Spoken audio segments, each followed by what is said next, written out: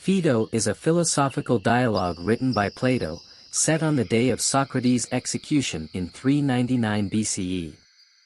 In the dialogue, Socrates engages in a conversation with his friends and followers, including Phaedo, Cebes, Simmias, and Echecrates, about the nature of the soul and the afterlife. The dialogue begins with Phaedo describing the scene of Socrates' impending execution, and the friends' attempts to console him.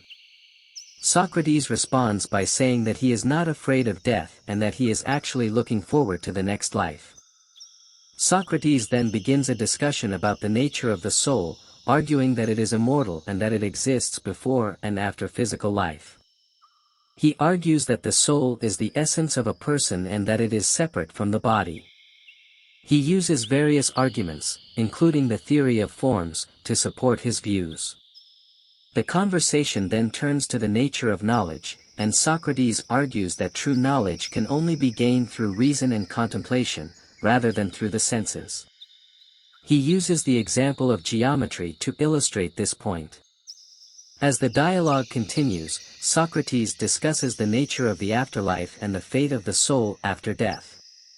He argues that the soul is reincarnated and that the goal of human life is to achieve a state of pure knowledge and wisdom, which will free the soul from the cycle of birth and death.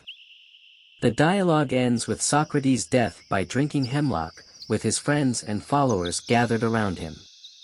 Socrates faces his execution with calmness and acceptance, and his friends are left to ponder the ideas and arguments he has presented throughout the dialogue.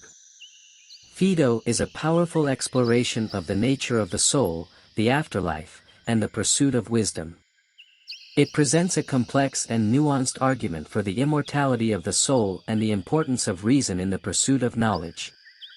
Dialogue has had a profound influence on Western philosophy, inspiring numerous thinkers to explore the nature of the soul and the afterlife in their works.